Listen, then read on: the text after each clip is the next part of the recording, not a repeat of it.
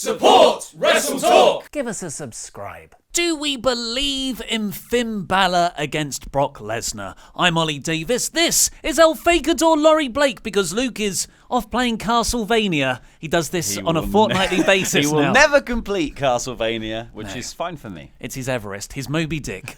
But we are here to talk about the Raw review. This is the Raw review edition of WrestleRamble. And this opening segment going into one of the most prominently featured matches on the card this Sunday, Finn Balor versus Brock Lesnar for the Universal title. It's only a thing that came together last week, really. And it seems that way because they haven't done a good title graphic for it yet. They've got Brock Lesnar looking very imposing and MMA-style Brock Lesnar picture, and smiling Finn Balor, who looks like a dweeb. Yeah. He didn't smile as much in this segment, I thought. I thought he was a bit more serious. I just don't just take a different photo of Finn. I just feel like he looks stupid specifically on the match graphic card. But in this segment, he was pretty good, I thought. But unfortunately for me, I feel like everyone else didn't build him up enough. So this was Paul Heyman and Brock Lesnar came out to kick off the show, and Heyman cut it's almost you don't notice it because he's so good at everything he does. But I thought this was an actually really good promo from Paul Heyman, getting over Brock Lesnar, getting over Finn Balor, how everyone believes in Finn Balor, but ultimately, spoiler, Brock's going to win. Yeah. That's his job. So, and he had this great line about, Finn Balor's this miracle, but even miracles fear Brock Lesnar. I like the bit where he said, Finn is the voice that matters, but I am the voice that martyrs. Yes. Finn will be a martyr for the sin of believing that he can beat Brock Lesnar, for the sin of thinking that he could win the Universal title. He's so good. He loves a riff. He was just going off on one, and I was like, I don't know where this is going. I have no idea what's happening, Paul. And then he ties it all together at the end. Yeah. He's like the opposite of M. Night Shyamalan. Great wordplay, great puns, and just thematically concise, and it does the job. It makes you want to see the match. And then I thought, okay, well, that's Heyman's job. Heyman's job is to say, spoiler, Brock's going to win. So Vince McMahon's music hits, fittingly, no chance. And he comes out, and I was like, okay, so now Vince is going to say, well, don't you get too confident because Balor proved himself last week. But he doesn't say that. No. He says that he recounts the story of David and Goliath and ends like siding with Goliath. Yeah. It was a bit weird, wasn't it? Because it was like, he was like, well, last week I told you to do all this stuff and prove yourself to me. Finn did. And he's still like, nah. I mean, is it art imitating life? Is this just regular Vince thinking of just like, nah, he's too small, isn't he, though? He's just too small. He tried. I think he probably went out there with the intention, and they told him backstage, so you tell the story of David and Goliath, and David wins, remember. That's what you want to get over for the Royal Rumble this weekend. He tries, but then the little voice inside said, but he's not big enough. Where's the beef? The monster squashes the city, and it's all done. No, that's not what happened, Vince. And from the rubble, we will build a brilliant television program. Yeah, so Vince didn't bury Balor. I think in their heads, they're probably thinking, this will make Balor look like the underdog. People love underdogs. Remember that Daniel Bryan outlier that happened all those years ago that hasn't been properly replicated since? That's freak Bryan. Yeah, and the crowd start to boo Vince, and Vince is like, why are they booing me? What did I say wrong? And Paul's like, they don't like you talking sense here in, where was it? You're talking too fast for them, he said. Yeah, that's it, yeah. Oklahoma it was in. And then Braun Strowman's music hits. I'm like, here we go. Braun's going to come out and say, Finn's going to beat you for the title. I believe in Finn. No. He doesn't say it either. No. He just talks about how he's going to face Lesnar after the match. I am going to wait for this filler to be over, and then I will be there to have another match with you. And when excuse me, when Balor comes down, goodness, that's when Strowman says, "Yeah, but you haven't really got enough what it takes, Finn." But Braun, you're meant to be the good guy here. He says there was a weird bit that he sort of said, like he said, I don't think you have a chance of beating Brock.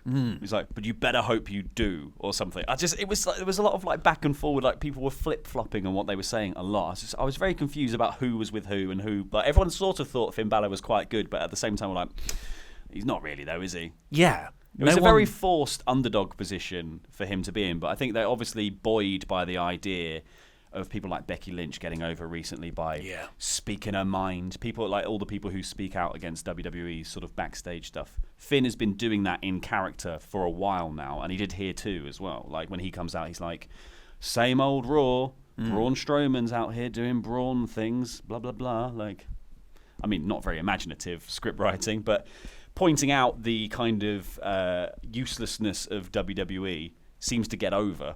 Oh, it does. People love it. Yeah, I love it. But this, like you said, this didn't feel like everyone was on the same page. I felt like Balor maybe missed a line, which threw everyone off. I was trying to work out where it happened because Finn says, I'm going to beat Brock Lesnar this Sunday. And then Braun's like, but you won't. And then Finn says, I'm just going to do what you haven't been able to do. And he just goes back to the same line. Beat Brock Lesnar at Sunday. It was clunky. This was too many cooks, this segment for me. Yeah, why was Vince there? Why was Vince there? Why was Braun there? Well, they had the match afterwards. I get that, but I don't, like, Braun didn't need to be there for the whole conversation. Braun could have walked in at the end and gone, what about me? And they could have gone, match. There we go. Yeah, that's better. You know, because it was a very it was a very laboured David and Goliath metaphor anyway that they were trying to get across by mistelling the story, having Finn come out and tell the story, and then being like, well, we've got an actual David and Goliath thing here right now, so let's do that. To bring it back to the main question, like having Braun and Brock as that first stare-off bit, like in this segment at least, it really puts the Finn Balor Brock Lesnar match down a bit in importance. Yes. So, but will Finn beat Brock this Sunday? Do we believe in him? No, not me personally. No. Just because everyone told me not to in this segment and the way he was positioned. Although I thought, like you said, Finn did a good job on the microphone. Maybe missed a few lines though. It was just, it didn't do what it really needed to do, which is make me believe in Finn, which they did do last week when he beat everyone and John Cena endorsed him. He wrestled twice. Yeah. It's one of those things where they seem to be like, they'll let his wrestling sort of talk for itself. They'll be like, okay, well, when Finn is in the ring and doing stuff where he's not being pinned, he's actually when he's not pinned Balor, he's pretty good, and people get that sort of gets over. But every time they have to talk about him, for some reason, they're so keen to make him seem like an underdog that they go too far and forget to talk about him. It's like the same as Sami Zayn. They don't talk about Sami Zayn, and they just keep calling him an underdog. And it's like, he's not an underdog. He's just an undercarder, really. Like, he's not... It's that kind of thing. If you don't mention anyone, people just forget who they are, and they don't really have any story or any character. And here, this entire section was like 4 guys who were more important in this, and then Finn turns up at the end like, hi, I'm Smiling Finn Balor. I'm having the match this Sunday. Me? I'm having the match. It's me. Yeah. Braun Strowman, there was no need for him here beyond... They could have just dragged him out at the end. Like, you could have done the whole thing exactly the same without the stare-off and had Vince go, well, we can have a proper David and Goliath thing right now. Here's Braun Strowman. You could have done it. Here's a, if medical reasons aside, you could have done it. This could have been Lars Sullivan's debut. Oh, yeah. Because he'd still be protected because the match was a DQ. Well, that's what So this turned into Finn Balor versus Braun Strowman, which I liked as an idea. And they made Brock stay at ringside. And they told the story of Finn taking on this guy who's much larger than him and really effectively using his speed to overcome him. And Brock's on the outside going, I don't know about this. That was a pretty good move there. There was a really good spot where Braun's charging up to do his run-round shoulder tackles around the ring. And Finn Balor hits a sling blade reversal, which he's done before when they've had matches. But it was a really cool spot right out of the gate. And it cuts to Brock, and Brock's like, ooh, damn, Balor. So I liked all that stuff. But yeah, you're right. It ended in a DQ. I would have actually had Finn pin Braun here. Especially because all the backstage rumours are saying that they're cooling off on Braun anyway, because they're like, we can't have Braun keep losing to Brock Lesnar. So why are they have him lose to Balor? But why are they teasing that match is even happening? I don't understand. Like, you paint yourself into a corner. If you don't want him to lose to Brock, stop making him come out and be like, I want the Universal title. Yeah. Just make him do something else. Everyone else is doing something else. Yeah, they don't. they see the mistake they make, but then they're like, oh, should we make the mistake again? Yeah. Let's make it unavoidable to do that mistake. Badass. So this is what happened. That Balor and Braun are having this pretty fiery match, and then Braun throws Balor outside. Brock catches him, which was really cool, and then flips him over his head for a belly-to-belly. That was a cool spot. Yes. But the follow-up was the referee looking right at this happening and then going, okay, yeah, let's carry on the match. I don't know why the referee wasn't looking the wrong way, or Brock puts Finn down.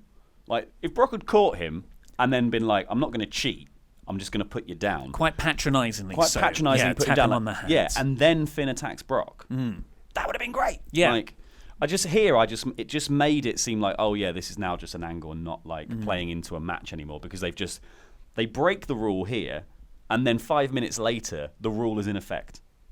It just, because if you catch someone in wrestling, is the rule you're allowed to do what you want because you caught them? Because as soon as because he didn't touch the ground, right? So you're just helping him to the ground. Finn Balor was in play. Yeah. In fact, it's a very, very smart build to the Royal Rumble match this weekend. Yeah, I don't. And having that weird non-DQ there undermined the heat that the crowd should get for the finish, where Brock F5'd Balor after Balor ran wild on both men, which was really cool. Finn going against both Braun and Brock. That was making me go, well, hey, we had this opening segment where everyone said, you can't do it, Finn, and now here he is taking it to two guys who are much bigger than him. I thought it was awesome. That was really cool. The bit where he does the shotgun drop kick into the back of Brock, knocking him into the ring post, and then he goes in, fights Braun for a bit, comes back out, shotgun drop kick into the barricade. There were so many good bits of this. And it would have been better had Brock just gone, you're not a threat. And then he's like, oh, I am. Yeah. Excuse me, sir. I am. Yeah. Because it's baffling, because it actually, if Brock does the belly-to-belly suplex here, which he did, it says, I do think you're a threat, so I'm going to try and get ahead of the curve for the weekend by injuring you now. Rather than being like, oh, let's have this tiny, puny man that I'm not scared of be completely fresh, and I'll just mince him when he turns up. Yeah. But, you could have gone that way. I would have just had Finn take out Brock after he does the put him down gently thing. That didn't happen. And then he beats up Braun as well, runs wild, and somehow gets a pin. Maybe you can do the pin that protects Braun somewhat, but if there's any time to give Strowman a loss, it is to put over the guy going into the title picture this weekend that no one believes in. I think, of course, you don't want to beat Braun often, but this time I really think they made a bad call, and they should have, because I'm not invested in the match. I'm excited to see it. You've got the perfect reason to as well. Yeah. He's literally back from elbow surgery, so just do that. Post him a couple of times. Drop the coup de grace on the arm, and then pin him. Or maybe even Lesnar gets in and goes for Finn, but hits Braun behind the referee's back, and that allows Balor to... And then you've got that Lesnar-Strowman feud bubbling away, and that Balor looks good because he actually overcame and outsmarted both of the big guys, the beef. Yeah, so I enjoyed this, but I felt all of the setup of saying Balor can't win and then having him effectively get beaten down at the end of it was a bad decision. I think they're trying too hard to make him an underdog, and they're actually now forcing him further down in everyone's estimations, rather than being like, I think the key to an underdog is being like, well, you're not a loser, you're just hard done to. I think kind of what they're attempting to do with the Revival very badly. But that kind of thing is like, you're not a loser, you're just really hard done to. You're always fighting against much bigger guys. However, you overcome. Finn never gets to overcome, really, apart from last week. That was the only time that he sort of actually beat the odds against him. And I think here, this could have been a perfect opportunity to do that. And he was doing it for a bit, and then they just had to be like, oh no, Brock does an F5. Spoiler. End of thing. Yeah. Pay attention to the Braun stuff. That's the really important feud here between Lesnar and Strowman. Balor and Brock is just a filler thing, which we're all aware of. It'd just be nice if we could buy into something. Well, yeah, because like we see later in the show, the supposed filler feud for Ronda Rousey seems like they've actually, even though it's only been 2 weeks in the making, they're actually trying to make it seem like there is a legitimate threat to that title. Well, should we get on with some Patreon shout-outs before the full Raw review?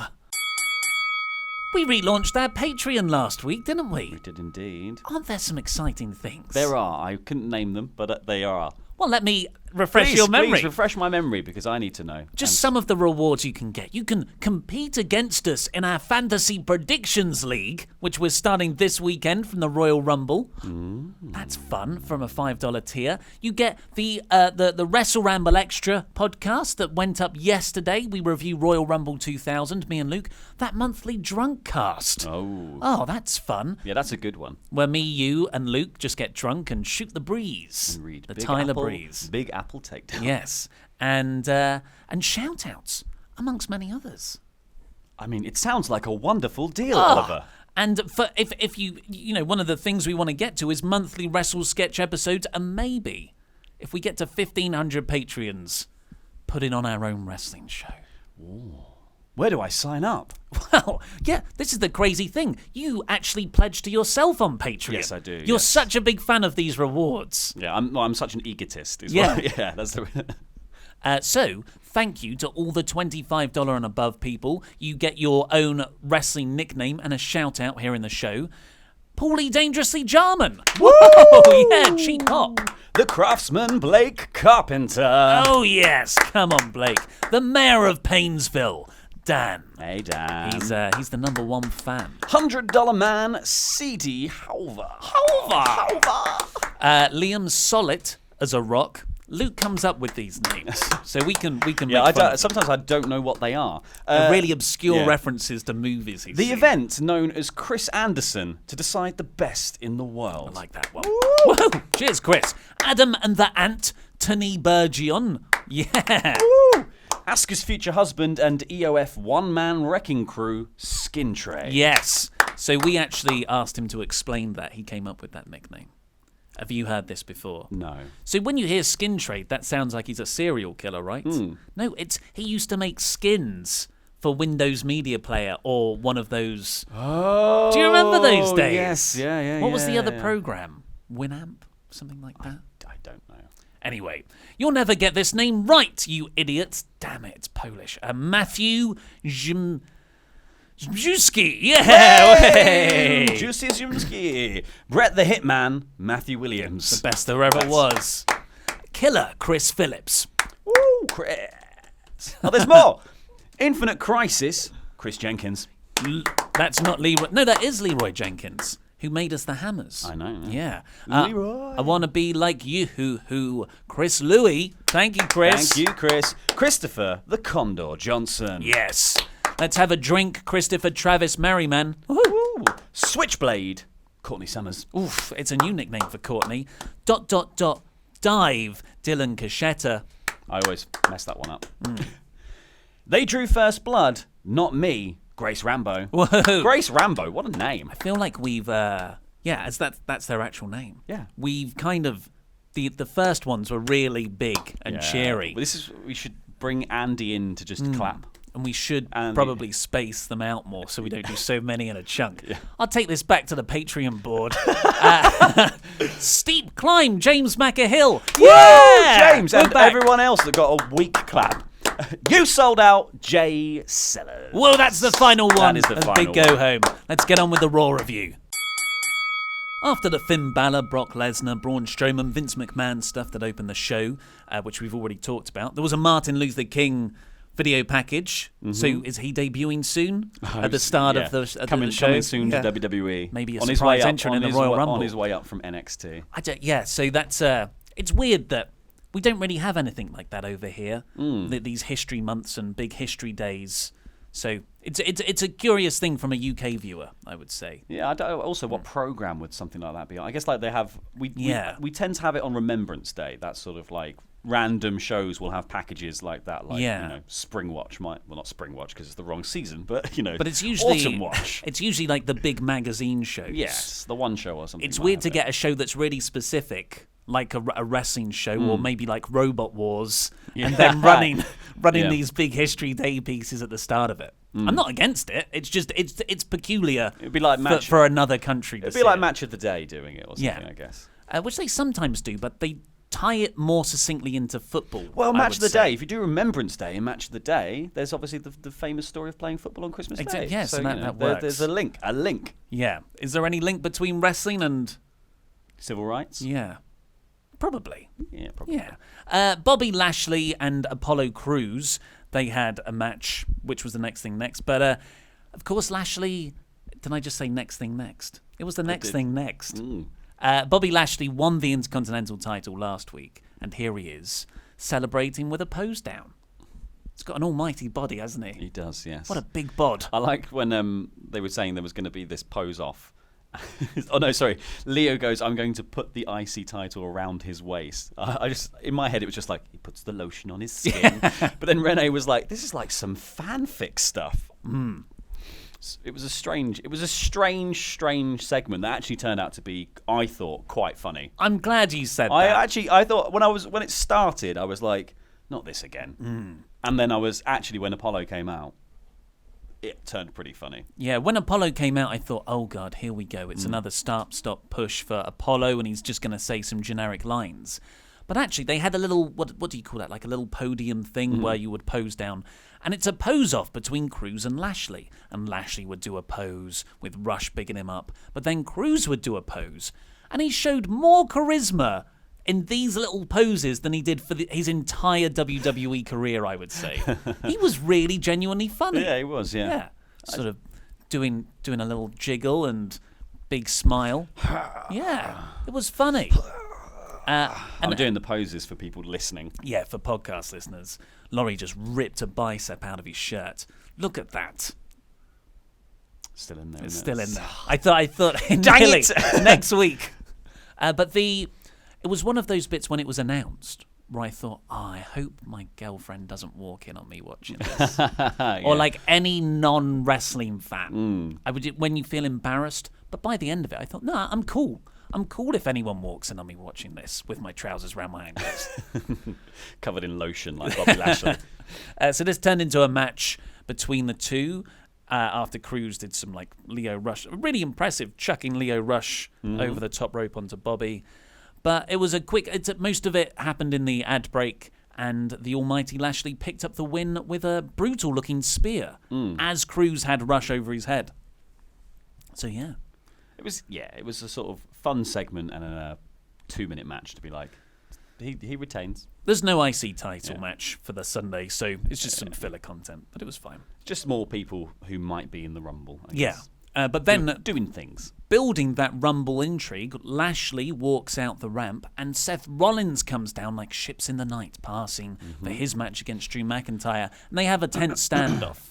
So that was good. I like that. I like how they're making Raw and SmackDown run more like a program where they don't. It's not as start-stop. So here's a match. Here's a little bit of the announcers talking. It's actually things flow into each other quite nicely. But Seth Rollins and Drew McIntyre then had a really, really good match. Yeah, agreed. It was actually considering it was because I was thinking about this the other day. I was thinking, like, who would be a very good challenge. When we were doing Fantasy Booking Warfare, I was thinking about matches that Seth Rollins would have in a new era that might seem exciting. And top of the list was Seth versus Drew for like a proper big showdown. And they kind of had that here. It felt like a really big deal of a match. It was, and they went through at least one commercial break. It got a "This is awesome" chant from the crowd. There were a couple of really good near falls. One off a Rollins super kick, and the other one was off of so I don't know what Drew calls it, but it's the air raid crash of the second rope and into a powerbomb from McIntyre. That was terrific. But then Rollins rolls up Drew for the surprise victory. So Drew's somewhat protected. It wasn't like a definitive victory. And I reckon they could have it was one of those matches where they keep enough back to have an even better match on pay-per-view. Yes. But yeah, this was a nice thing. Beforehand, Seth Rollins cut a promo sort of saying Martin Luther King, did he say was his hero? I think he just referenced him somehow. He was an inspiration, I believe. And then he was. I didn't write down why he was talking about it. I just wrote down that it was weird that people probably more equipped to talk about Martin Luther King and his impact on their lives had just left. And then Seth Rollins comes down, the voice of African America. But he's just a kid from a small town. Yes, with working class parents. No, That's what absolutely. he said. Yeah, absolutely. But yeah, it was a really good promo. But he probably didn't need to do Martin Luther King. I feel like this because Seth's promo was no jokes, all serious, really like traditional blue-eyed babyface stuff, and to just add another layer of blue-eyed babyface stuff, he references Martin Luther King. This was all designed for me to make him just an old school hero. That there was no wrinkles or ambiguity to it. Which is good. Like if you're positioning Seth as potentially the winner of the Rumble and then the savior of WWE to overcome Brock down the line, then I guess this is one way to package him. It feels like the sort of promo Roman would have cut. Yes, yeah, absolutely. Just no jokes Roman. Yeah, which I'm not a big fan of just trying with oh no, Roman's out of the picture now. Let's do it with Seth. He looks like a sort of Roman with sort of half the weight sucked out of him. He's got that lovely sweaty hair. Yes, yeah. I mean, it was a good promo, and I think he played off, and I think McIntyre came out and played well off it as well with his little chat, and then I think the match was really, really, really good. I think the match was probably the best one on the show. Oh, definitely. Easily. What do you think of Drew's new nickname, calling himself the Terminator? They've mentioned that before, though, haven't they? Like, it's the Scottish psychopath, the Scottish Terminator, the Highland Terminator. I don't know, the Tweed Terminator. Yeah, I don't know. It's Tartan Terminator. Tartan Terminator. That's good. Yeah, it's okay.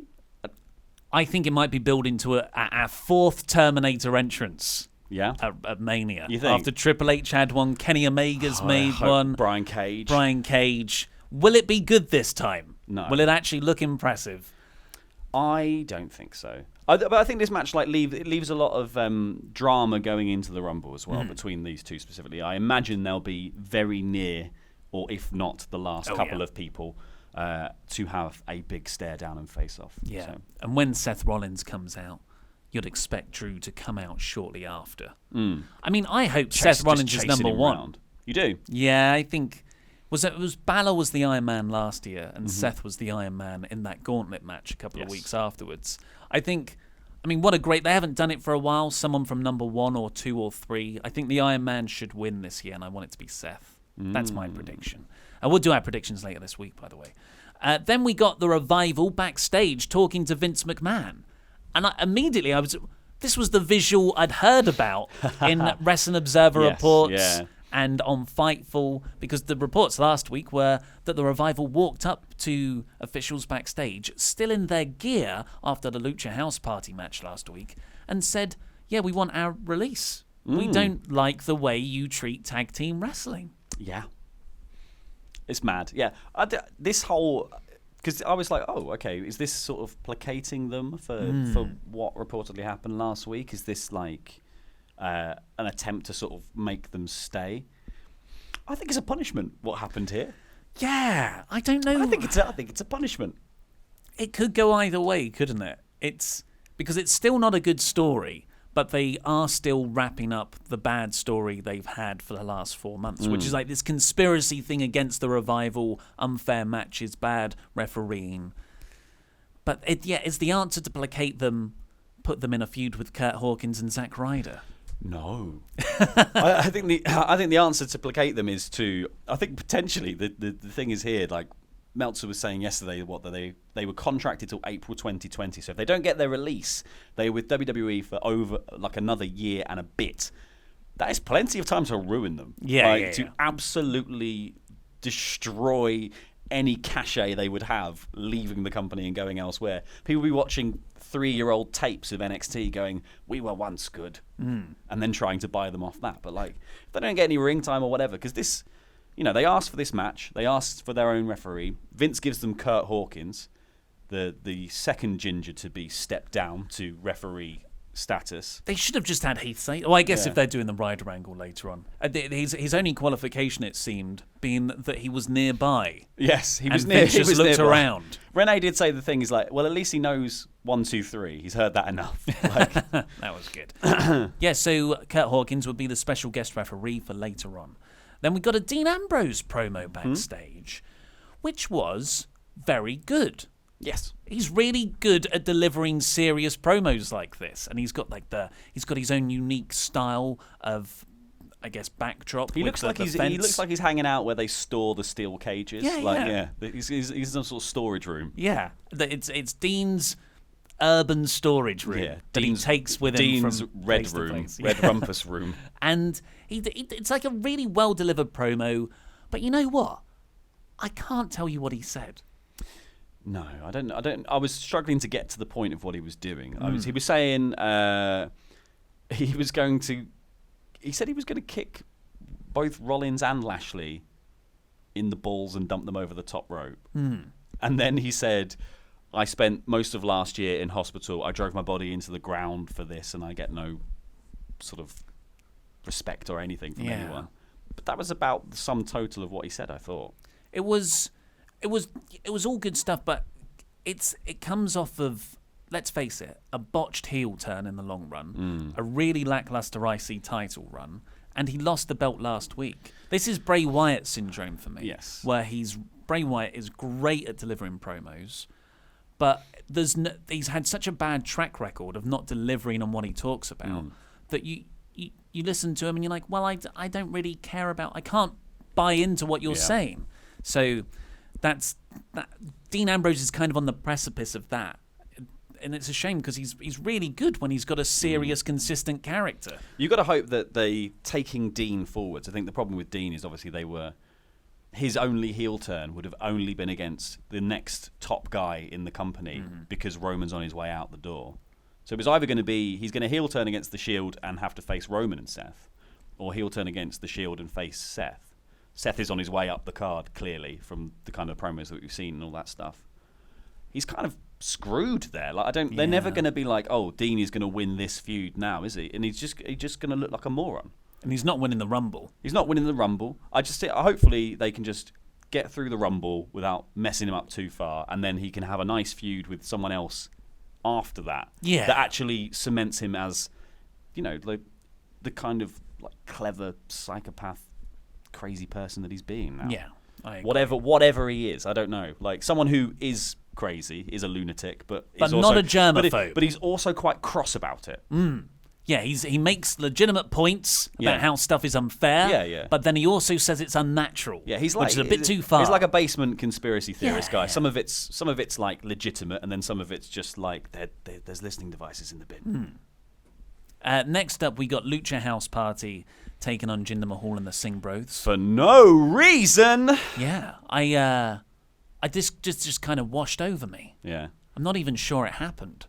Considering it was a Lucha House Party match as well, they still managed to fit a few rest holds in, didn't they? I was just like, what? Yeah, and that's something that was so good about McIntyre and Rollins. When it came back from commercial break, boom, boom, boom, there was loads of action. And they said, here's a replay of what happened in the break. Boom, boom, boom, loads of action. I thought, wow, no rest holds. And then, that's Jinder. Yeah, that's...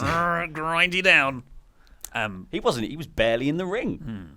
Yeah, one of the Singh Bros took the fall from Grand Metalik. There's nothing to say, really. It was really dull. It's one of those Considering matches... there was some quite cool flip-de-doos in it, it was dull. Super dull. The Lucha Doll. Yeah. The Lucha House Party are, of course, a three-man faction. I feel like they're just going through the card saying, who can they take on this week as a three-person thing? Oh, yeah, Jinder Mahal's got the Singh Bros. Just get the other cruiserweights. Just do an exhibition match that's just the cruiserweights. Yeah. Because if you were just going through the card selecting three random people, why are we selecting Jinder Mahal? To also take a loss to the Lucha House Party. Jinder was up the card, down the card, quite solidly cemented in the lower mid card now. He's not going anywhere. Why, if you're not going to do anything with him, don't just put him in matches for no reason.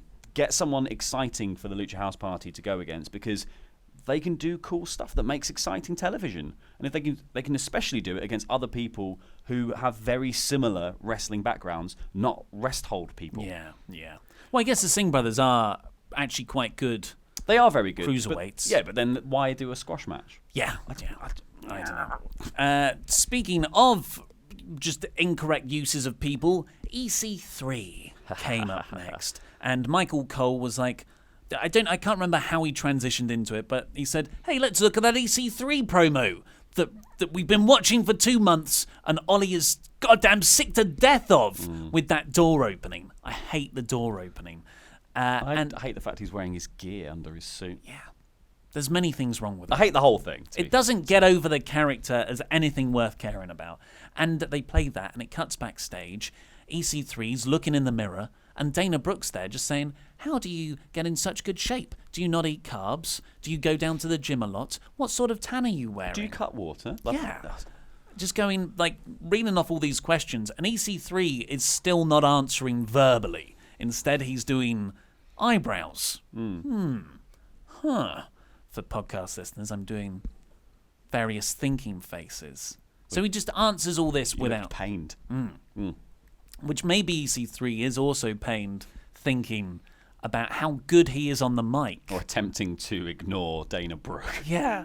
So it wasn't terrible. It was quite funny in a way, but this isn't what EC3 should be doing for me. But I also, you don't have to feature all of them every week. Actually, here some of the other NXT call-ups got featured on this show. Surprise! Yeah. So we can just not have EC3. Just get rid of him for this week. He doesn't have to. He doesn't have to turn up. You can play the promo package. Film a new promo package. Whoa! For crying out loud! Just do one that's actually cool. I would have. EC3 pulls up in a Rolls Royce. He gets out of the Rolls Royce. Good. Somebody hands him a coffee. He drinks the coffee. He takes off his watch, hands his watch to someone. It's a Rolex, blah, blah, blah. Walks all the way through the thing. He walks down to the ring. All the crowd go, he's still wearing the suit. Gets in the ring. Doesn't even take off the jacket. Hits one move, pins the guy, turns around, walks back, picks all the stuff up, gets back in the Rolls Royce, goes to the airport. That's great. End of promo. I mean, that's with all the promo with the watch and the expensive lifestyle and the suit, I'm not getting that from him looking at himself in the mirror and not talking to people. Yeah. Are they two separate characters? Yeah, I don't know. I think, Super Vain, I think, is the character that attempting to portray on TV. I saw, so one of the news stories yesterday was that the whole point of these NXT call-ups is so that people will see their faces and remember them later on, but hopefully forget the context. Wow. But they keep uploading these segments as YouTube videos. The Alexa Bliss one has loads of views. Like the one with Otis Dozovic coming out and being like, "Pretty lady!" Why would you do something that's so outrageous and then be like, people forget the context eventually? Because they underestimate the attention span of their viewers. And to be fair, we keep tuning in. But if we don't mention something that happened 20 years ago in some of the videos that we do, people are like, but what about that thing 20 years ago? People know. We have the elite fans, of course, who are well on the case and know everything. So that's why that's good. You're saying the layman won't remember the creepy... No, they're pitching to the mainstream. The creepy goblin that came out going, "Really lady." Okay, is that the same guy? Yeah. They'll say. So Elias walks past them, EC3 and Dana Brooke, as they're doing their bit, and he goes to the ring for a Baron Corbin versus Elias match, which I've seen quite a few times. But I'm gonna make a proposal, an argument. Go on, then. Baron Corbin is the most naturally over heel on Raw. I really like Baron Corbin. He's good, right? I don't know why people people really hate him. People confuse. Yeah, I think people confuse the idea that he has admittedly been in a lot of quite boring matches with people doing the same thing over and over again. But I think he's actually pretty good. I think he's quite a good worker. Really solid on the mic. Yeah. Good moveset. I love the End of Days. I think the End of Days is the coolest thing. I like the sliding out of the ring, sliding back in. Yeah, I love that spot. Yeah. So this is, as soon as he came out and started to cut the promo, because Elias was in the ring about to do a song, the crowd just went nuclear for him. Far beyond anything else on the show. Like, people genuinely dislike him, but in a fun, let's boo this guy way. Yes, which is exactly what he wants to be. Yeah, like, yeah. You know, that's what he was trying to be when he was doing the more lone wolf gimmick and wearing the old gear. And it just wasn't working. And now, somehow they've managed to put him in a position by having terrible booking, and him being the sort of de facto character who is responsible for the terrible booking. People are actually now just like, oh no, I hate you. Like, you have bored me for many weeks now. And they like to bring that up, like, you got fired. That was a chant that got going in this. In Elias's song, he jokes about, why are you still wearing the waistcoat, you got fired. And Renee just went, burn, in the most unenthusiastic way possible. Burn. Dead-eyed Renee. And yeah, it was... I really like Corbin. Young by name. She's an old soul, though. She's seen a lot. I'm a huge fan of Corbin. I enjoyed this just because Baron had so much heat. Yeah. So he wins, right, in this match. He gets a throat punch onto Elias as he comes back into the ring that referee doesn't see, and then he hits the end of days and picks up the victory. Is it illegal to punch someone in the throat? Yes. It's not really. Is that not an brought up Undertaker thing? That Undertaker does that quite often. What does he do? Like Undertaker's got an upper, like all of Undertaker's punches. I think it's like a throat. I don't know. But it was So nefarious.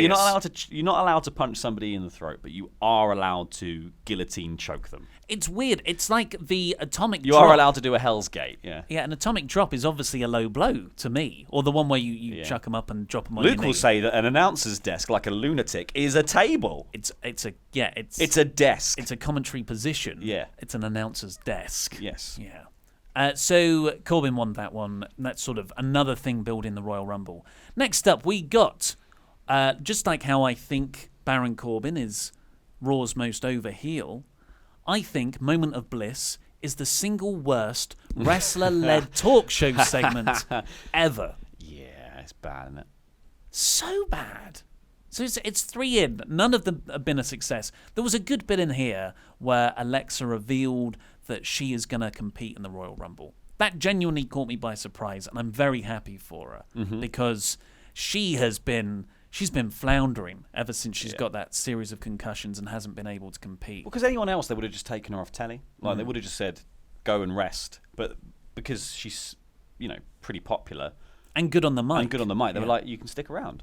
And because they have no one else to do this job, they're like, Alexa, do this and do this really boring talk show thing with Charisma Vacuum Ronda Rousey week 1. Paul Heyman, who Charisma Vacuum Paul Heyman. Paul Heyman, who he was the opposite of a Charisma Vacuum. He's like a charisma black hole because he sucks it in from you and takes it away, and then uses it for himself to create energy. And then Nia Jax this week, top grade A talent. I don't know, if you said to me on paper, oh, Alexa Bliss is injured, she won't be able to compete for the next 3 months. What do you think about us giving her like a Miz TV style segment and she can just rely on her really good promo skills and play it like that? I'd be like, well, that's a great idea. That's a great use of her. Maybe even put her on commentary for a bit. But it really hasn't worked. No. I think every single Moment of Bliss segment has been appalling. And most of this was as well. She, like you said, she brings out Nia Jax as a guest. She also exclusively reveals who's in the Raw and like the Women's Royal Rumble match. Yes. With a graphic of just everyone on the roster and the longest reading time. But she's not also going along the graphic, or she's just going like Alicia Fox, Dana Brooke, Charlotte. Did that get this to you? one? I just went, like, why are you not doing it left to right? Because you're looking at it going like, okay, well, I'm trying to find them in the thing as she's mentioning them. Flash them up one by one. I would have preferred a flash up one by one. It's a television program. Production values. Well, they're a company really you can make a custom Martin Luther King opening segment thing that with like tons of like Ken Burnsing effects and all that stuff. You can't do it with art for the people who work for you that you already have. They made a really nice collage of all the people. Just imagine though. And then at the end, and it's all of them. Yeah. All of these people in this match.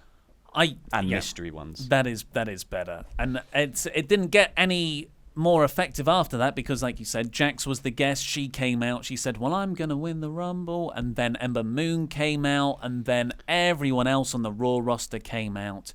And they had a really staged brawl. I thought it was really hokey. But then Alexa reveals she's competing in the match.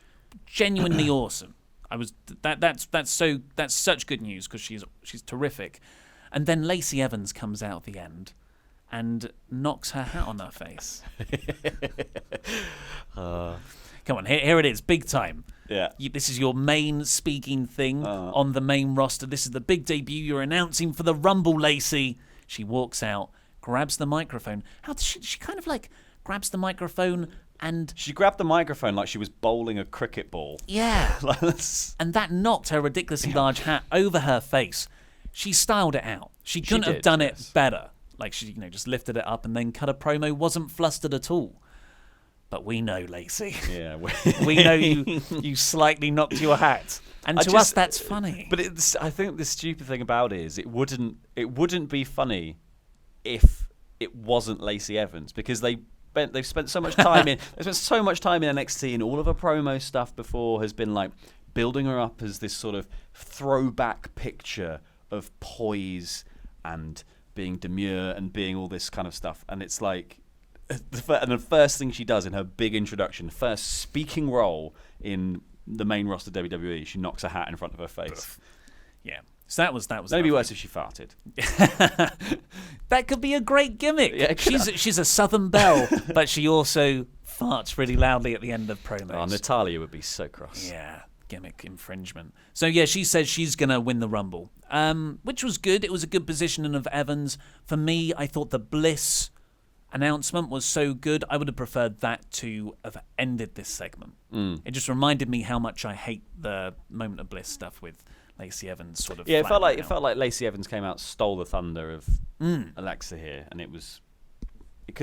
this all could have been a separate segment. I don't know why they keep doing this talk show, and they never do any of the actual because Miz TV quite often. I know it breaks down often into a brawl or something happens, someone comes out. But there is a bit of talk show in the fake talk show. Not so much here. And it's all Miz talking about himself, yeah. So I've just got one apprehension, that Bliss will not really get physical. I don't know how she'll do it, but I don't know if she's fully cleared. So maybe they'll protect her still. And this is just a bit of appeasement. I saw some stuff last week, I think it was, that was saying that she has been training, but she was training on mats and not taking full bumps yet. But I don't know if that was how old that news was. So she might have progressed beyond that point. Hopefully so. Hopefully. But then we got another Royal Rumble announcement, which I thought was brilliantly done. It's Titus O'Neil on just like sort of a black backdrop, and he says, I'm going to be in the Royal Rumble, and then a producer just walks backstage behind him, and Titus is like, what the hell, man? You're walking in my shot. You didn't even apologise. And he just looks so downtrodden and beaten up. I thought this was very well done. I think they're going to make him slide all the way down the ramp under the ring. This is setting up. Do you think Titus's botching character? Yeah, I think he's going to do the ultimate pratfall. It's not as funny when it's staged, though. No, because they'll really overgo for it. They'll be like, someone will come out eating a banana, and they'll drop the banana skin, and then Titus will come down, and it will set off this whole Rube Goldberg machine level of stuff where he clatters through 6 tables into a ladder, into a trolley, goes through the announcer's desk, and then is wheeled out on a stretcher himself, and he never enters the match. Yes, that would be good. Yeah, and then someone else could take his place. Or would it be good? Would it just be really painfully unfunny? Sin Cara returns. He trips. He hits the trampoline thing. The trampette bounces into the ring, immediately bounces out the other side. That would be great. Titus O'Neil done. Yeah, because he's, when I look at Titus, I think you're the sort of high-flying, athletic wrestler who can do those spots. Yeah, that'd be great. But this was funny. Hopefully they can maintain the funny and not make it awkwardly staged this Sunday. I highly doubt that. Next up, we got Heavy Machinery making their in-ring main roster debut. And this was what they should have done from the start. This was flawless in showcasing their act, I thought. Yeah, I mean, even before we got this, though, we did see them backstage with Otis Dozovic just going at some random dude. I don't know what, like, this rabid gremlin that Tucker Knight has to hang out with now. Yeah, the main roster really does make NXT characters one-dimensional. When really you think, you're on the main roster, you should flesh this out even more. Now you double down on the singular aspect of your personality. But they just did all their spots against the Ascension, really getting over their act. It reminded me of Enzo and Big Cass. Well, when they first came up, they never won the tag titles. They weren't a good wrestling tag team compared to some of the other talent down in NXT. But they connected with the crowd in quite a unique way, which is more of a main roster thing, I think. And that they helps that they had the show opening promo thing, like yeah. That's what Heavy Machinery need to do, is find that like niche where you come out and you've got a thing that you do, like Elias, like having the ladies and gentlemen Elias. So like he doesn't really do very many matches. They're not particularly very good, but he's got a segment where every week they're like, oh, for variety's sake, we'll have Elias. Well, I think their thing is the spots in the match, the worm. It's not just the worm, but there's something very too cool about them, and that is a very high compliment, I think. But I thought they were really good. The crowd were a bit silent at first, but by the end of the match, they were really into Otis and all the offense. So yeah, he's good. He's very weird. He's a strange man. Have you seen a picture of him when he was at college? No. He's not got much of a neck anyway. He had less of a neck, if you can imagine. He's got kind of like a rhombus on top of his shoulders that constitutes his head and neck. He's a plateau. Yeah. Then we got the Chad Gable and Bobby Roode match against the Revival with Kurt Hawkins as the special guest referee. And Dash and Dawson just tried to cheat all the time. Yes. Because I guess they've been cheated against so much that they think, well, the way we have to win is to cheat here. But Kurt Hawkins was right on it. He was a great referee. That's what I mean. The thing I don't get about this is, like, they asked for a special guest referee. They get given Kurt Hawkins. There should have been one more backstage segment where they're attempting to bribe Kurt Hawkins. And then we go into the match where they try and cheat and they try and do all this stuff. And then Kurt is actually just being a very down-the-line referee. Because, by gosh, he's got a negative streak in the ring, but he's going to have a positive streak as the best damn referee in WWE. I really enjoyed his character. I thought he, like saying even hold the tag rope. But yeah, a bit more storytelling before the match wouldn't have gone amiss. But then I thought it was weird that because he steps in at the end, doesn't he? So I think Dash is leaning through the ropes, holding on to Dawson, stopping a roll-up happening, which you're allowed to do. Apparently not. Michael Cole said that wasn't. I feel cool. like that's allowed to do. And then he three interference spots. I know that. Yeah, and then he stops it. And so I guess maybe then the three other, no, because only two of the cheats were interference. Yeah, because only one of them was. I'm a bit confused by it all, and he also gave a fast count to Chad Gable's eventual winning pin, but I guess that's because Dash and Dawson were shouting at him. So. But yeah, and there was more you could do here, because what they should have done. Yeah, I think with one more backstage segment, you try to bribe Kurt Hawkins. Kurt Hawkins says, "No, I'm taking this seriously. Like, this is all I've got. I don't actually get much TV time, so I'll take this seriously." Then they get a bit physical. They try to intimidate him rather than bribe him. And then when you come into the match, he tries to play it down the line. They keep shouting at him. Maybe they pushed him at one point, didn't they? So like you go that far with it, and then he will do a fast count. Yeah, which sets up the fast count better. And then also it still furthers the idea for the Revival that they're getting screwed over. They can still be delusional about being screwed over. Well, I'm sure they still will be here. Yes, no, I know they will be. I think you could have told the story hammer that home a bit more. Well, Renee didn't help things. I've always feel bad about making fun of Renee, but she's no good. She started. It's more like what she's being told to say. Renee, throughout the whole thing, is on the Revival's side. She's saying, well, Kurt Hawkins has been a bit of a stickler for the rules here. What are you talking about? Yeah. He's being very fair. They flip-flop the Raw commentary team around who's supporting who. Yeah. Like, way too much, I find. I find it much easier when someone's always rooting for the heels or someone's always, like Corey Graves just dislikes Sasha Banks and that's, like, his thing. I don't get it. Like, I really don't get it. Yeah, I'm not a fan of that either. But the big angle at the end was Chad Gable and Bobby Roode win, and the Revival shove down Hawkins and start beating him up. And Zack Ryder runs down to save Hawkins, reuniting the Edgeheads. Zack and Kurt figure it out on YouTube. Yeah. Where they go around buying figures. Do you think that's what this is all to promote? Yeah, that's it. Yeah. I genuinely think this is a punishment for the Revival. Yeah. I think this is probably the title match they may have been saving for the pre-show of the Rumble, or building to for the pre-show of the Rumble. Happening now. They've got a referee that they wanted.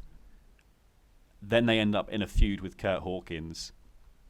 If Kurt Hawkins and Zack Ryder win, it's Kurt Hawkins' first win in 3 years, and it's against the Revival.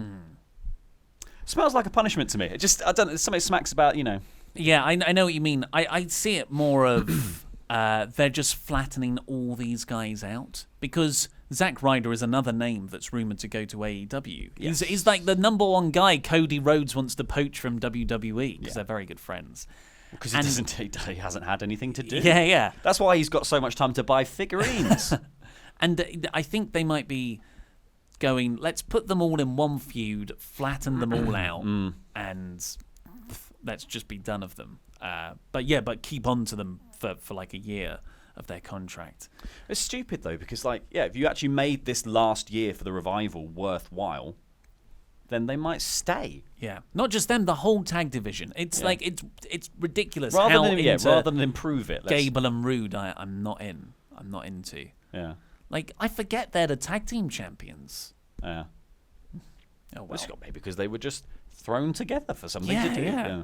And it was good at the start, but AOP are injured as well at the moment, so they're not around for the next. I think it months. just smacks of it just smacks of laziness to be like, well, we didn't have anything for Bobby Roode to do, and we think Bobby Roode is the bigger star, so we just give Bobby Roode anyone's go-to tag team partner, Chad Gable, and then we insert them into a division in which there are loads of legitimately very good tag teams who are specialists in that, and we just go, well, you'll win now. Yeah.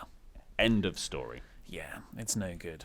But the Ronda Rousey, Natalya, Sasha Banks and Bayley main event was pretty good. I like this match a lot. Yeah. So this was a feud that was only booked about 3 weeks ago when Ronda said on the Moment of Bliss segment that she wants to face Banks at the Royal Rumble. Originally it was meant to be Rousey and Charlotte, but they changed it to this. And Ronda cut before the match. Ronda's backstage in the gorilla position, and she cuts this rambling promo where she doesn't pause for breath, and she just goes on and on and on. But I did not dislike it. I thought it was really good. You didn't like it? I didn't like this promo. I thought it was really passionate, and I liked that. I thought she just got a little bit lost a lot of the time, and then there was a bit where she said. She wants to cut off my hair and wash her feet with it. Was it? That's a well-known expression. Is it? No. Yeah, I think there was a bit too. I mean, that's how I ended up bald. But it's it's just.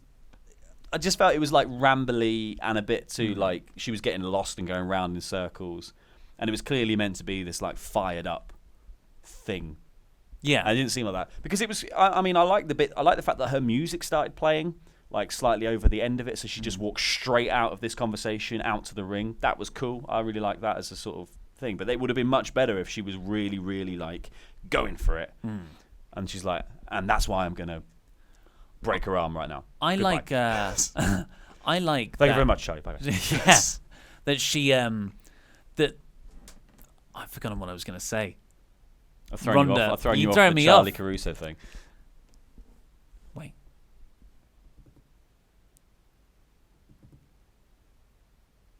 So Sasha Banks was down there, and she cut a promo as well. She did, yes. That was good.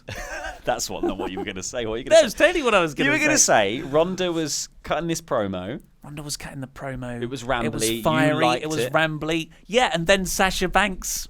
Was in the ring. What the thing in my head? It's okay. It's boss time. It is boss time. I mean, I liked Sasha's promo here as well. I thought this whole, she said, you want to talk about resentment? Last Rumble, I lasted however long. However long she did. I can't remember how long it was. Like She was the Iron Woman. She was the there, Iron wasn't Woman she? the last Rumble. She was Iron person. she was the Iron Maiden. She was the Iron Maiden of the last Rumble.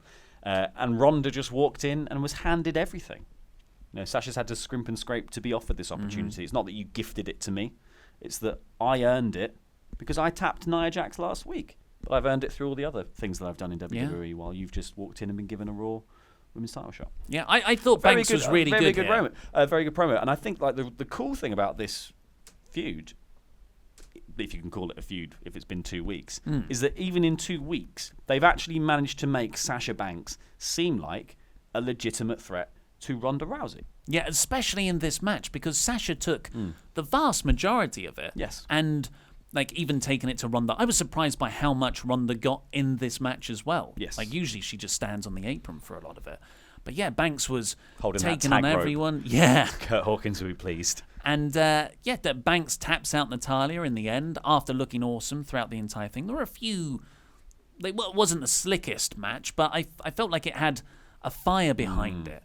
And it's not the biggest feud, like you said. It's only been going for 3 weeks, and I thought last week's was a bit lame as well. But here, I'm really into the match now, and I want to see it. I think, it's kind of almost the opposite of what they were doing with Finn up the top of them. Because both, I think, the key to both of these things is these are filler feuds. This is something to do at the Rumble when those matches aren't the important thing that's happening. Both Rumbles are the important thing that's happening because actually everyone's just going, what's going to happen at WrestleMania? Like none of the actual title matches really matter at all. And that's usual for the Rumble. Absolutely. Yeah. But opposite to Finn, who has been, he's not. We don't believe in you, Finn. No, you. Look at you, tiny little man. Whereas Sasha Banks here comes out, does all this stuff, and like at no point has she been put down by anyone to seem like she's not a legitimate contender here. Yeah. And but Ronda's almost putting her on her level by engaging with her so much and showing Sasha get under her skin. So this was a good go home segment, and they have like a face off at the end as your visual. I thought that this was a very good, effective build to Royal Rumble. Yes. But that was the only real good build for the Royal Rumble out of the whole show. This felt like a 2 week out show to your pay-per-view rather than the main selling show going into your pay-per-view. But yeah, overall I gave it a high pour. Maybe it would have been an average on another week, but a go-home show should be better in my opinion. What about you? Well, let's take away the go-home show bit, and I'll just say right in the middle. I really enjoyed a lot of the wrestling in this, and I thought maybe the storylines were a bit confused, but there were actually 3 really good matches on this show, which is rare. Yeah.